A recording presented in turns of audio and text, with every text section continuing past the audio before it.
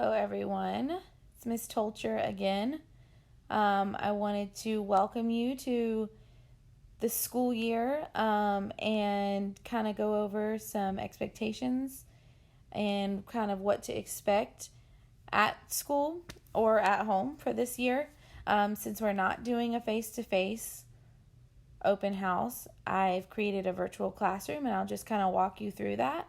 And then at the end, if you still have questions, please feel free to email me and I'll be happy to answer any of those questions that you might have. I'm also going to post this presentation on SchoolSpeak, so if you want to go back and look at anything, it'll be there for your convenience. On this page, if you click any of the sticky notes, it'll take you to the slide with that information. I'm not going to do that because you kind of have to go back and forth. I'm just going to keep moving through this slideshow. I'm going to start with the syllabus. And I'm not going to go over everything on the syllabus right now because it's kind of a lot. And I want to kind of keep this short and sweet. But again, I'm Miss Tolcher. I'm teaching 7th grade language arts. And I'm also a homeroom teacher for 7B. You can see my emails here on the right side. The first one is the emails that students will use to communicate with me. The second one is the email that parents will use to communicate with me. I'm going to go over classroom expectations later on, so I'll skip that one. I'm also going to go over the health and safety adjustments. So I'm going to start with grades and assignments. Most of the assignments that we'll be doing are going to be on Google Classroom this year. I know that the students have worked with or had worked with that last semester some, so they should be familiar with how to navigate everything on Google Classroom. If not, we will certainly review and get through that together. The students should make sure to check Google Classroom regularly for assigned or missing work, and I will do my very best to post grades a minimum of every 2 weeks.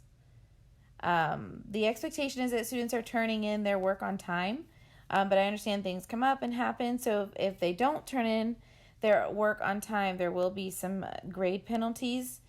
If it's 1 day late, they will receive no higher than an 85. 2 days late, no higher than a 75. 3 or more days late, no higher than a 50. And if it's more than 3 days late, they will receive 0 credit for the work. This is a school-wide policy, so the students should be familiar with turning in their work late, or the consequences of turning in their work late. This year, something a little bit different than last year, utilizing SchoolSpeak. Once I put an M in the gradebook for missing, the parents are automatically going to get a notification email. So it's going to be the student's responsibility to turn in the missing work as soon as possible. This year is different. Everyone is in kind of different situations and we're all navigating and learning this together. So some extenuating circumstances might apply for missing work. I just ask that the students and or the parents are open with me about what's going on and we can work through those circumstances together. As far as grades go, reading and vocabulary tests and projects are 40% of the overall grade. The reading assignments are 30% and vocabulary assignments will be 30% as well. Same setup for writing and grammar. Tests and papers are 40%. Writing assignments are 30%, and then grammar assignments are 30%.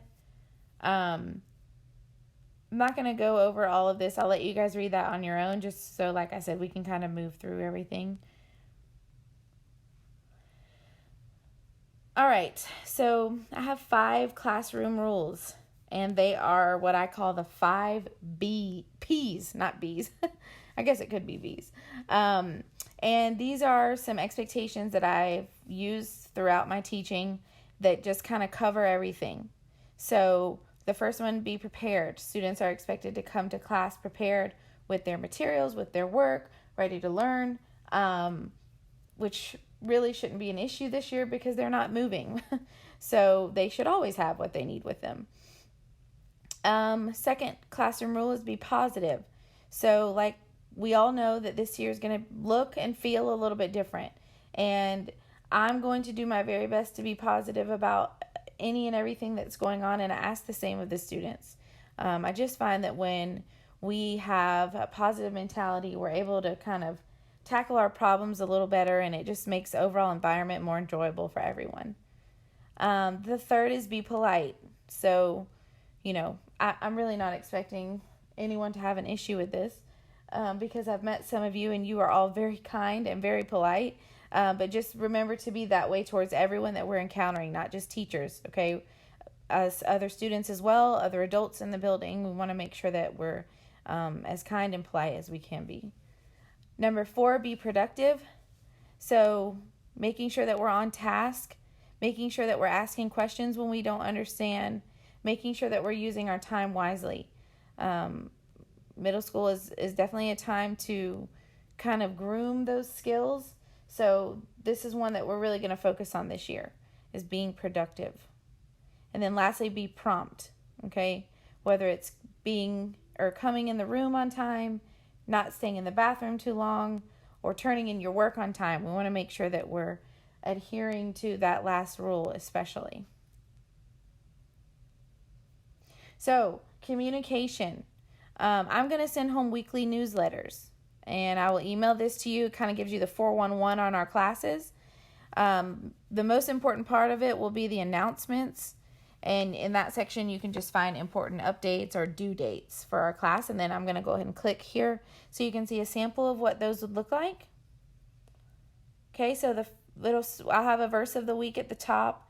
I'm going to do a student spotlight where I can just kind of highlight one kiddo who's stuck out to me during the week for doing some really cool things. The example I have here is completely made up. There's no one named Steve Jones. And then here on the right side, you'll see the announcements. There's a little weekly snapshot of what we'll be doing in class so that you know what's going on. And then at the very bottom, I'm going to try to include some resources for you at home.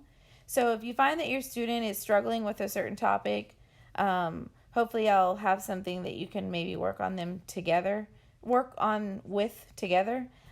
Or if we're going to start something that I think might be a little bit challenging for the students, I'm going to give you some resources that can help you kind of just introduce it, or that they can read over or watch. It's usually going to be like a video or a game, so it's not going to be anything intense, just something to kind of get their mind in the right place and making sure that they're staying on top of the things that we'll be learning.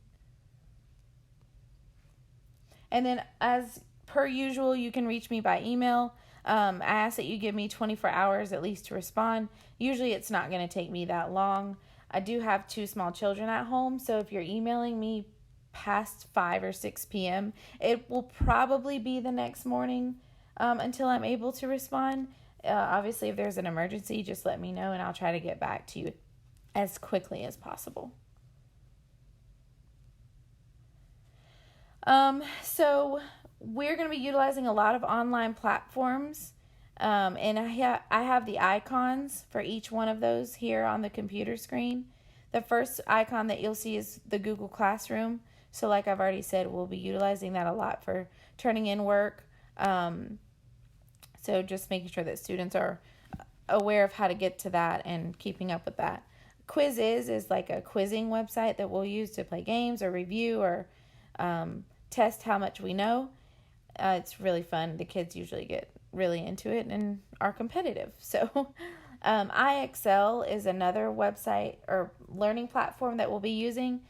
This is a really good tool for me because there's a lot of ways that I can kind of assess where students' strengths are as well as where their weaknesses are. So I'm going to be utilizing that a lot to kind of meet each kid where they're at.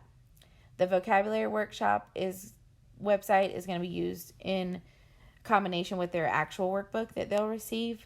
We will use the online grammar book as well. And then the last little icon that you see that looks like a calendar is the icon for a researching database that we now have access to that we'll be using this year as well. And I'm going to walk the kids on how to get to all of these, so not necessarily something that you would need to know, but just so that you're aware of what they will and maybe won't be doing on the computer for my class. Okay, I'm just going to review some of the updates that we have for COVID in the school. All students should be in masks at all times. This is definitely going to take some adjustment, especially in the first few weeks. So because of that, we're aware of that. We know that we're going to give them some frequent outdoor breaks. So we'll do about a 10-minute walk around as needed, kind of on a day-to-day basis. And the students will be able to walk outside, take their masks off, breathe, socialize some, just to kind of give them a break throughout the day. Please remind them to keep their physical distance at all times. The desks in the rooms have already been measured and are 6 feet apart, but I mean, realistically, they're in middle school, so we know that they're going to want to get as close to each other as possible, but it's really important that we continue to encourage them to keep that safe distance from each other.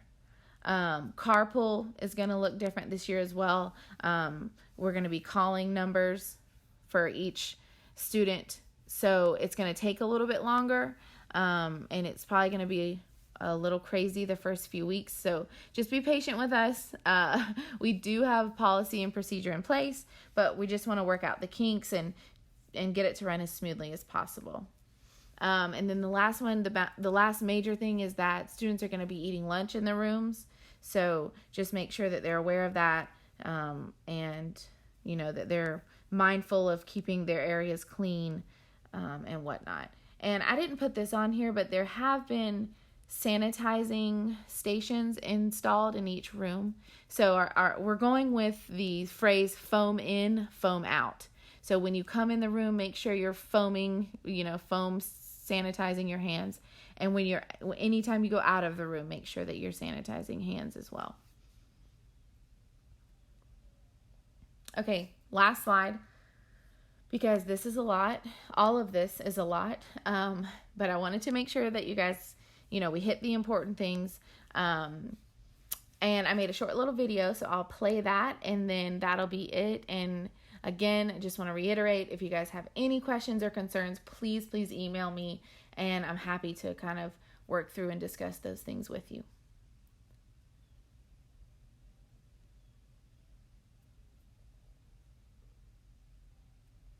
And if your student is not watching this, again, it'll be on School Speak, and I highly recommend you show them this video because it's kind of cool.